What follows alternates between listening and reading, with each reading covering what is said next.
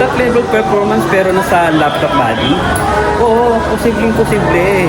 May RTX 5090 graphics card at AMD Ryzen 9 processor at 18-inch na display na pang premium gaming at productivity. O kung gamers ka, content creator, or power user na gustong tubo yung performance, well, sinasabi ko sa'yo, para sa'yo itong unit na to. Stay tuned lang at bubuksan natin at titignan kung gaano kalupit itong model na to.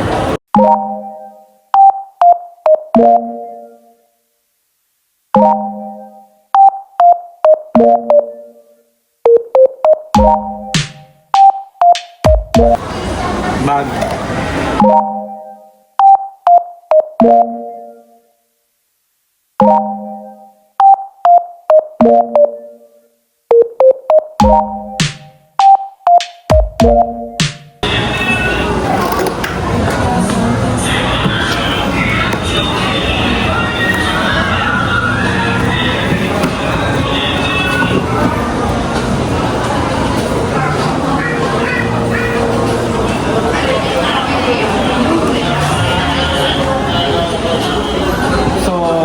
Ito na yung Raider 80 natin na naka AMD Ryzen 9, then RTX 5090 24GB.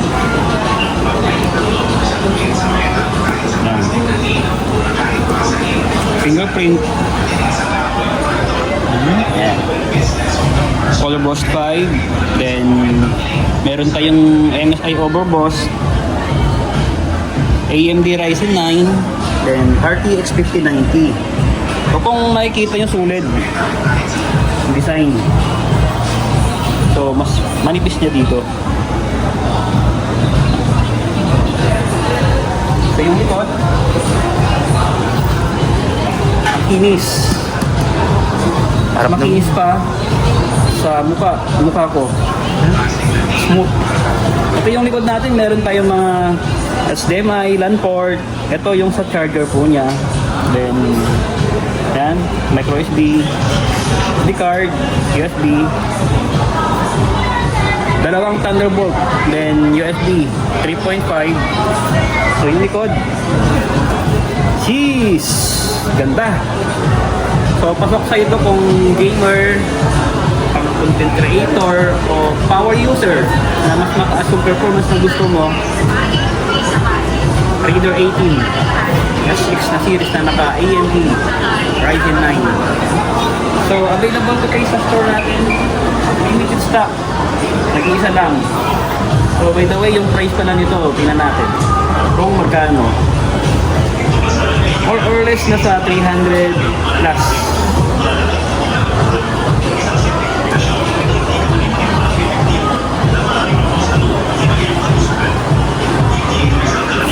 Raider.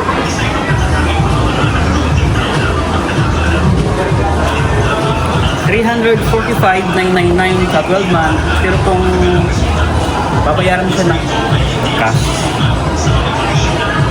309 na lang para sa'yo. 309,999. Okay? 18 inch, 120 Hz, naka UHD ng 9mm display. So, itong processor natin ay Ryzen 9 9955 SX 3D. So, bagong labas ng AMD na processor. So, before kung meron tayong Intel na Ultra Series i9, ito naman is Ryzen 9 AMD. So, wait lang. There's a lot.